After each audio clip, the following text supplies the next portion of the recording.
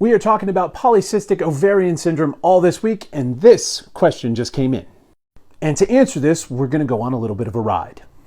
I'm going to try not to get too far into the weeds, but in a normal ovarian cycle, you have testosterone at the very beginning. That's what starts the maturation of the egg. Testosterone is produced in thecal cells, thecal with a TH, not an F. As the follicular stage moves along, other hormones come into play, those being LH and FSH. That's luteinizing hormone and follicular stimulating hormone. Those are not produced locally. They are all the way up in your brain, your pituitary gland.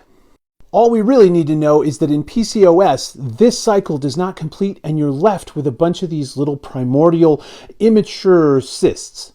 And this is where those thecal cells come into play. And we also arrive at a chicken or egg kind of dilemma.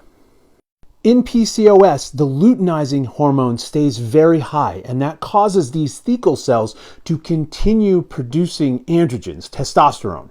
Normally, through the magic of biology, that testosterone would actually be converted into estrogen by the granulosa cells that are normally here as the egg matures, but it's not maturing.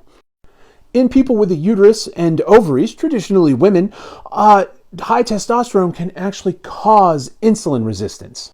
And this is where it gets really screwy. As insulin goes up in the presence of the LH, the luteinizing hormone, it actually causes these thecal cells here to produce even more androgens. And as you can see, we have a positive feedback loop now. And this is why it's described as a complex endocrine condition, because it may involve the pituitary, it may involve the ovaries and those thecal cells, or it might be caused by the pancreas. In the end, it might be all of them or just one. And it can depend a lot on the individual. There is a pretty solid link, though, between the interchange of PCOS and insulin resistance, both back and forth. If you have PCOS, you're very likely to have insulin resistance. If you have insulin resistance, you're much more likely to have PCOS.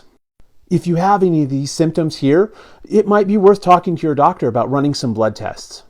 And because I don't like to leave you empty-handed and you're like, oh, I have to go to the doctor now. If you suspect this, it's a really easy, at least first step, is you just start doing a 30-minute walk every day. Seriously, a 30-minute walk can actually help insulin resistance all day long. And insulin resistance is not the same thing as diabetes, but it will certainly lead to it. As always, thanks for learning with me, and if you have a question, you know what to do.